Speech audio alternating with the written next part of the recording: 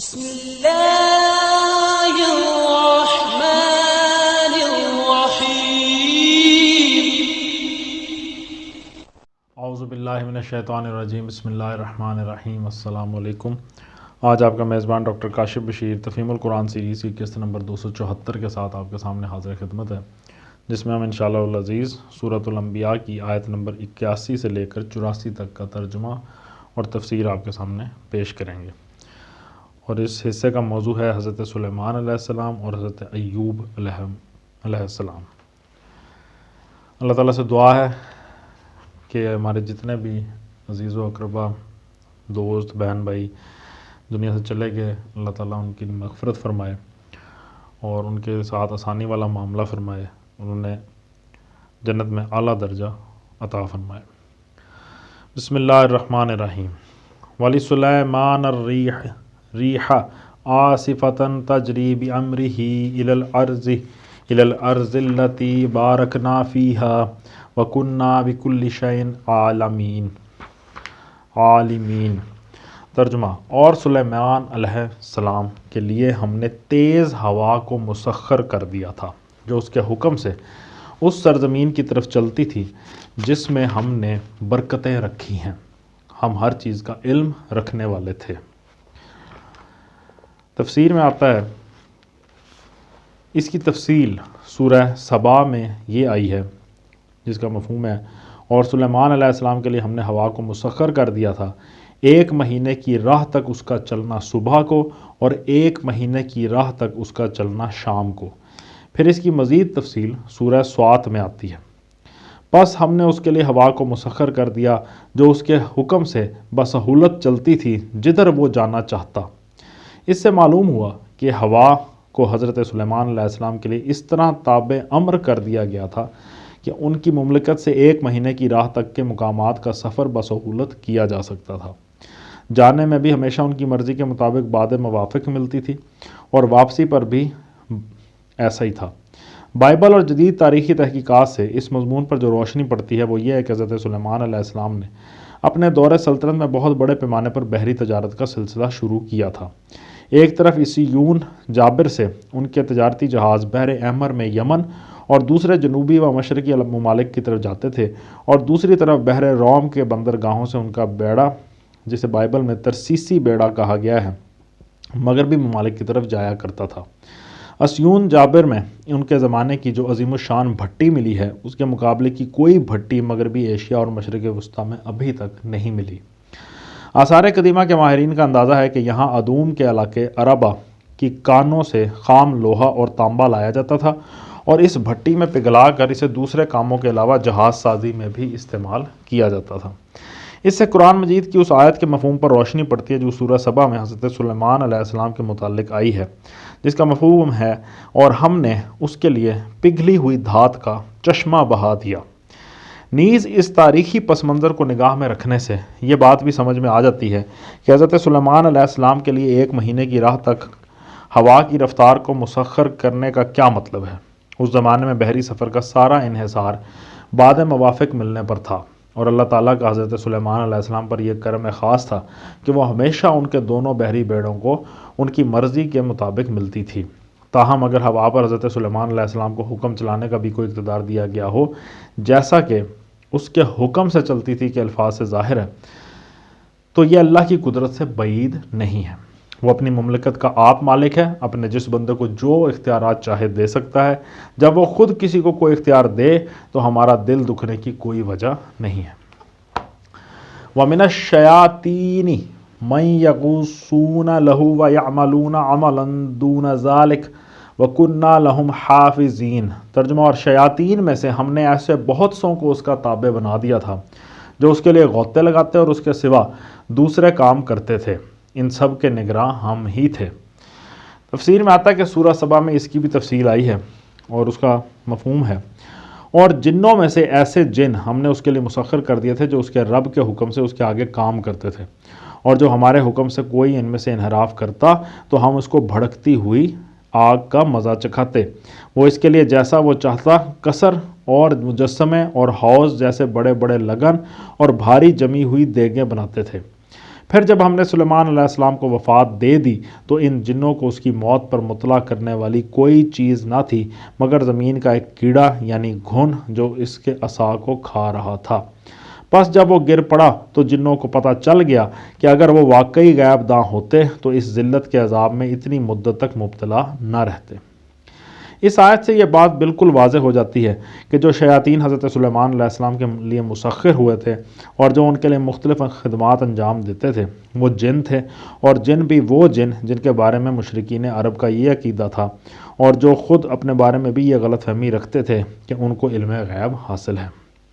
اب ہر شخص جو قرآن مجید کو آنکھیں کھول کر پڑھے اور اس کو اپنے تعصبات اور پیشگی قائم کیے ہوئے نظریات کا تابع بنائے بغیر پڑھے، یہ خود دیکھ سکتا ہے کہ جہاں قرآن مطلق شیطان اور جن کے الفاظ استعمال کرتا ہے وہاں اس کے مراد کون سی مخلوق ہوتی ہے، اور قرآن کی روح سے وہ کون سے جن ہیں جن کو مشرکین عرب عالم الغیب سمجھتے تھے۔ جدید زمانے کے مفسرین یہ ثابت کرنے کے لیے ایڑی چوٹی کا زور لگا دیتے ہیں کہ وہ جن اور شیاطین جو حضرت سلیمان علیہ السلام کے لیے مسخر کیے گئے تھے انسان تھے اور آس پاس کی قوموں میں سے فراہم ہوئے تھے۔ لیکن صرف یہی نہیں کہ قرآن کے الفاظ میں ان کی اس تعویل کے لیے کوئی گنجائش نہیں ہے، بلکہ قرآن میں جہاں جہاں بھی یہ قصہ آیا ہے وہاں کا سیاق و سباق اور انداز بیان اس تعویل کو راہ دینے سے صاف انکار کرتا ہے۔ حضرت سلیمان علیہ السلام کے لیے عمارتیں بنانے والے اگر انسان ہی تھے تو آخر یہ انہی کی کون سی خصوصیت تھی جس کو اس شان سے قرآن مجید میں بیان کیا گیا ہے؟ اہرام مصر سے لے کر نیو یارک کی فرق شگاف عمارتوں تک کسی چیز کو انسان نے نہیں بنایا ہے، اور کس بادشاہ یا رئیس یا ملک التجار کے لیے وہ جن اور شیاطین فراہم نہیں ہوئے جو آپ حضرت سلیمان علیہ السلام کے لیے فراہم کر رہے ہیں۔ آیت کے آخر میں آیا کہ ان سب کے نگراں ہم ہی تھے، یعنی کہ یہ سب جو طاقتیں دی گئیں یہ اللہ تعالیٰ کی طرف سے ہی دی گئی تھیں۔ وَأَيُّوبَ إِذْ نَادَى رَبَّهُ أَنِّي مَسَّنِيَ الضُّرُّ وَأَنْتَ أَرْحَمُ الرَّاحِمِينَ۔ ترجمہ، اور یہی ہوش مندی اور حکم اور علم کی نعمت ہم نے ایوب علیہ السلام کو دی تھی۔ یاد کرو جب کہ اس نے اپنے رب کو پکارا کہ مجھے بیماری لگ گئی ہے اور تو ارحم الراحمین ہے۔ ایوب علیہ السلام۔ تفسیر میں آتا ہے حضرت ایوب علیہ السلام کی شخصیت، زمانہ، قومیت، ہر چیز کے بارے میں اختلاف ہے۔ جدید زمانے کے محققین میں سے کوئی ان کو اسرائیلی قرار دیتا ہے، کوئی مصری اور کوئی عرب۔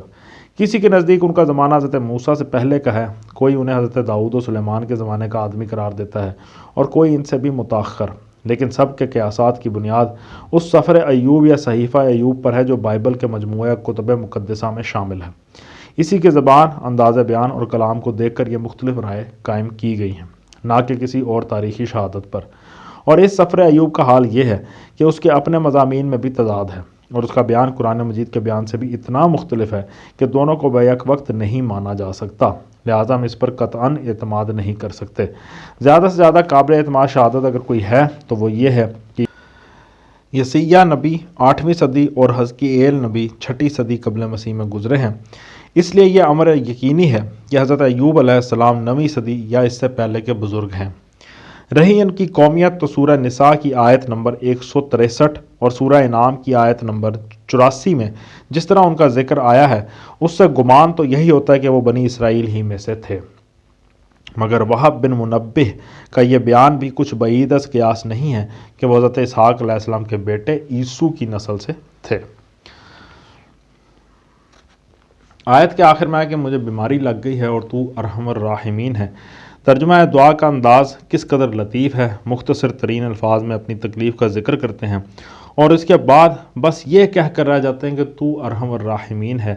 آگے کوئی شکوہ، شکایت نہیں، کوئی عرض مدعا نہیں، کسی چیز کا مطالبہ نہیں۔ اس طرز دعا میں کچھ ایسی شان نظر آتی ہے جیسے کوئی انتہائی صابر و قانع اور شریف و خوددار آدمی پے در پے فاقوں سے بیتاب ہو اور کسی نہایت کریم النفس ہستی کے سامنے بس اتنا کہہ کر رہ جائے کہ میں بھوکا ہوں اور آپ فیاض ہیں، آگے کچھ اس کی زبان سے نہ نکل سکے۔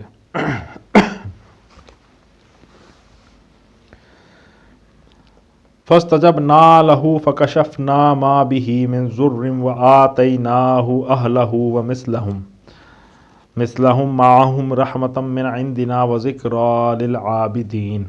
ترجمہ: ہم نے اس کی دعا قبول کی اور جو تکلیف اسے تھی اس کو دور کر دیا، اور صرف اس کے اہل و عیال ہی اس کو نہیں دیے بلکہ ان کے ساتھ اتنے ہی اور بھی دیے، اپنی خاص رحمت کے طور پر، اور اس لیے کہ یہ ایک سبق ہو عبادت گزاروں کے لیے۔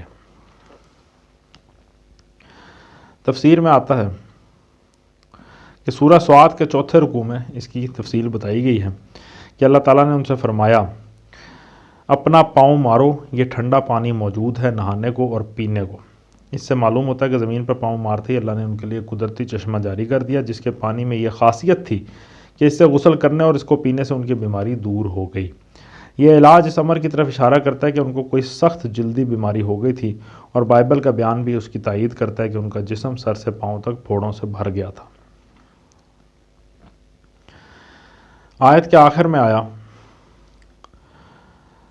اس لیے کہ یہ ایک سبق ہو عبادت گزاروں کے لیے۔ تفسیر میں آتا ہے اس قصے میں قرآن مجید حضرت ایوب علیہ السلام کو اس شان سے پیش کرتا ہے کہ وہ صبر کی تصویر نظر آتے ہیں، اور پھر کہتا ہے کہ ان کی زندگی عبادت گزاروں کے لیے ایک نمونہ ہے۔ لیکن دوسری طرف بائبل کے سفر ایوب پڑھیے تو وہاں آپ کو ایک ایسے شخص کی تصویر نظر آئے گی جو خدا کے خلاف مجسم شکایت اور اپنی مصیبت پر ہمتاً فریاد بنا ہوا ہے۔ بار بار اس کی زبان سے یہ فکرے ادا ہوتے ہیں، نابود ہو وہ دن جس میں میں پیدا ہوا، میں رحم ہی میں کیوں نہ مر گیا، میں نے پیٹ سے نکلتے ہی کیوں نہ جان دے دی۔ اور بار بار وہ خدا کے خلاف شکایتیں کرتا ہے کہ قادر مطلق کے قادر مطلق کے تیر میرے اندر لگے ہوئے ہیں، میری روح انہی کے زہر کو پی رہی ہے، خدا کی ڈراؤنے باتیں میرے خلاف صف باندھے ہوئے ہیں۔ اے بنی آدم کے ناظر، اگر میں نے گناہ کیا ہے تو تیرا کیا بگاڑتا ہوں؟ تو نے کیوں مجھے اپنا نشانہ بنا لیا ہے، یہاں تک کہ میں اپنے آپ پر بوجھ ہوں؟ تو میرا گناہ کیوں نہیں معاف کرتا اور میری بدکاری کیوں نہیں دور کر دیتا؟ میں خدا سے کہوں گا کہ مجھے ملزم نہ ٹھہرا، مجھے بتا کہ تو مجھ سے کیوں جھگڑتا ہے؟ کیا تجھے اچھا لگتا ہے کہ اندھیر کرے اور اپنے ہاتھوں کی بنائی ہوئی چیزوں کو حقیر جانے اور شریروں کی مشورت کو روشن کرے؟ اس کے 3 دوست اسے آ کر تسلی دیتے ہیں اور اس کو صبر اور تسلیم و رضا کی تلقین کرتے ہیں، مگر وہ نہیں مانتا۔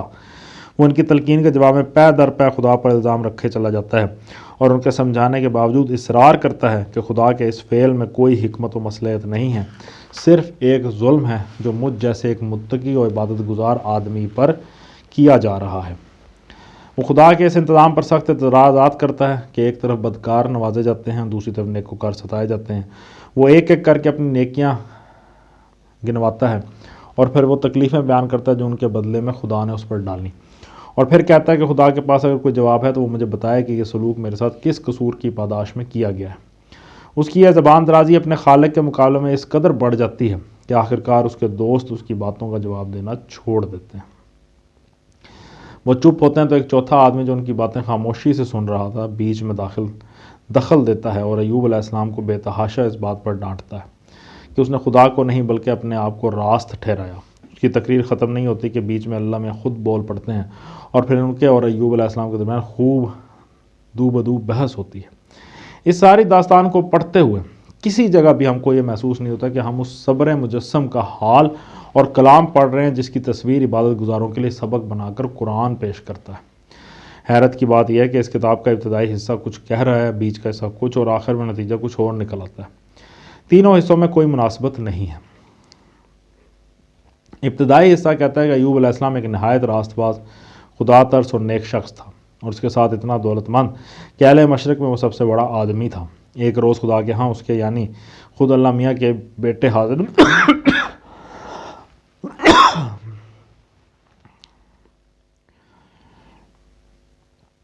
ابتدائی حصہ کہتا ہے کہ ایوب علیہ السلام ایک نہایت راست باز، خدا ترس اور نیک شخص تھا، اور اس کے ساتھ اتنا دولت مند کہ اہل مشرق میں وہ سب سے بڑا آدمی تھا۔ ایک روز خدا کے ہاں اس کے یعنی خود اللہ میاں کے بیٹے حاضر ہوئے، ان کے ساتھ شیطان بھی آیا۔ خدا نے اس محفل میں اپنے بندے ایوب پر فخر کا اظہار کیا۔ شیطان نے کہا، آپ نے جو کچھ اسے دے رکھا ہے اس کے بعد وہ شکر نہ کرے گا تو اور کیا کرے گا؟ ذرا اس کی نعمت چھین کر دیکھیے، وہ آپ کے منہ پر آپ کی تکفیر نہ کرے تو میرا نام شیطان نہیں۔ خدا نے کہا، اچھا، اس کا سب کچھ تیرے اختیار میں دیا جاتا ہے، البتہ اس کی ذات کو کوئی نقصان نہ پہنچائیو۔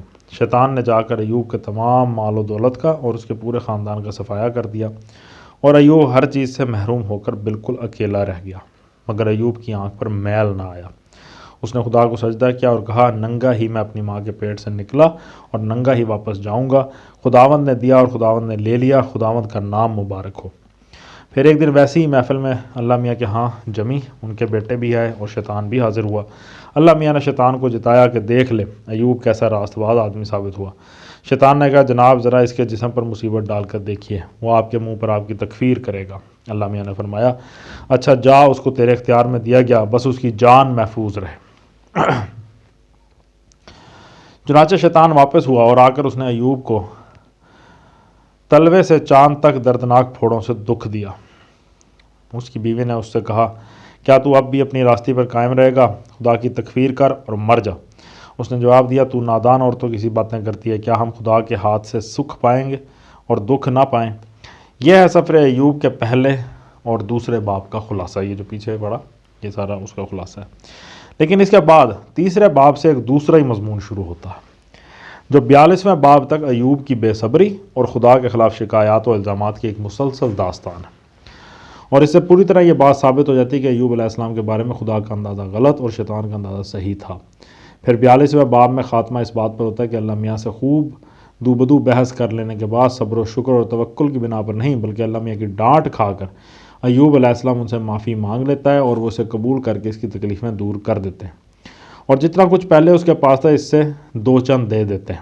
اس آخری حصے کو پڑھتے ہوئے تو آدمی کو یوں محسوس ہوتا ہے کہ ایوب اور اللہ میاں دونوں شیطان کے چیلنج کے مقابلے میں ناکام ثابت ہوئے، نعوذ باللہ، اور پھر محض اپنی بات رکھنے کے لیے اللہ میاں نے ڈانٹ ڈپٹ کر کے اسے معافی مانگنے پر مجبور کیا، اور اس کی معافی مانگتے ہی اسے قبول کر لیا تاکہ شیطان کے سامنے ان کی ذمت نہ ہو۔ اللہ معاف کرے، استغفر اللہ۔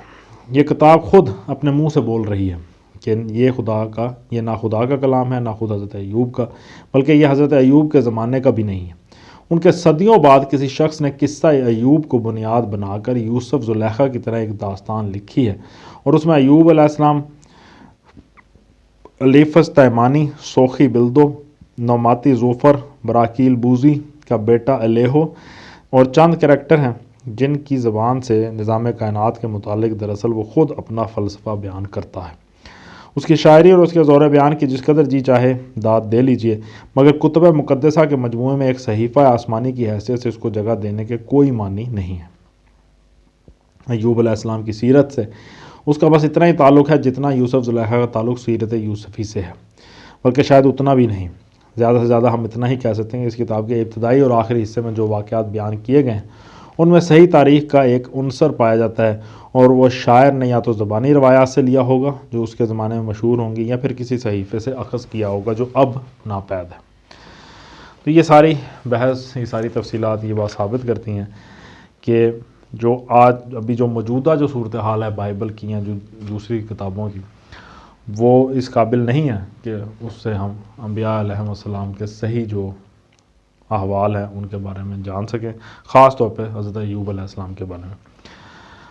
الحمدللہ جی، آج ہم نے سورۃ الانبیاء کی آیت نمبر 84 تک کا ترجمہ اور تفسیر پر غور کرنے کی کوشش کی ہے۔ اللہ تعالیٰ سے دعا ہے کہ اللہ تعالیٰ ہمارے دل و دماغ کو روشن فرمائے اور ہم قرآن مجید کی تعلیمات کو صحیح طرح سے سمجھ سکیں، اس کے صحیح میسج کو سمجھ سکیں اور ان تعلیمات کو اپنی زندگیوں میں نافذ کر سکیں۔ اسی دعا کے ساتھ آپ سے اجازت چاہیں گے۔ اپنا بہت خیال رکھیں۔ آپ لوگوں کا بہت بہت شکریہ۔ اللہ حافظ۔